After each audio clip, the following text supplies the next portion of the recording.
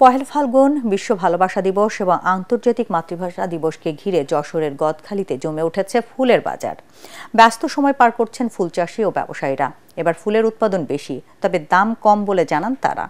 সামনে 3টি দিবস উপলক্ষে ফুলের চাহিদা বৃদ্ধি ও ভালো দাম পাওয়ার আশা তাদের, যেখানে ফুল বিক্রির লক্ষ্যমাত্রা ধরা হয়েছে 100 কোটি টাকা। যশোর প্রতিনিধি তামান্না ফারজানা রিপোর্ট আর জানাচ্ছেন শরীফুল ইসলাম।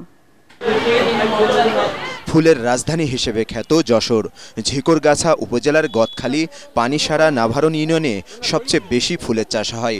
এখানকার উৎপাদিত ফুল গুণগত মানের ও দাম কম হওয়ায় স্থানীয় চাহিদা মিটিয়ে প্রায় 70% ফুল সরবরাহ করা হয় সারা দেশে। কেবল বিশেষ দিবসগুলো ঘিরে নয়, বছর জুড়ে এখান থেকে ফুল কিনতে আসেন ব্যবসায়ীরা। তবে বিগত বছরের তুলনায় এবার দাম কিছুটা কম বলে জানান কৃষকরা।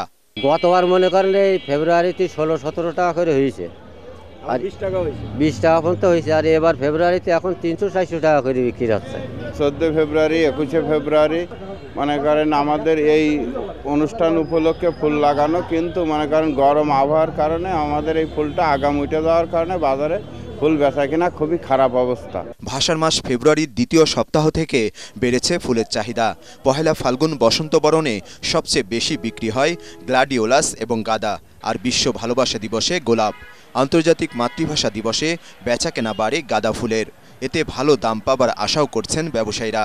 সব জেলায় থেকে এই গদখালি থেকে মাল যায় 64 জেলায়। তাই এবার বছরে আমরা গেল বছরে চেয়ে এবার বছরে আমাদের মনে হচ্ছে যে আরো ভালো মূল্য দাম পাচ্ছি।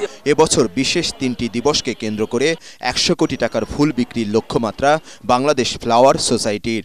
আগামী বসন্ত ভালোবাসা 21 ফেব্রুয়ারি, 26 মার্চ এবং 14 এপ্রিল বাংলা নববর্ষ উপলক্ষে আমরা ইতিমধ্যে 100 কোটি টাকার লক্ষ্যমাত্রা দিয়েছিলাম। বৈরী আবহাওয়া না থাকলে, বাজার যদি এইভাবে চলমান থাকে, তাহলে আমরা আশা করছি যে আমাদের 100 কোটি টাকার ফুল এই অঞ্চল থেকে বিক্রি হবে। যশোরে প্রায় 1500 হেক্টর জমিতে ফুল চাষ করেন প্রায় 4500 কৃষক। Bureau report, ATN Bangla.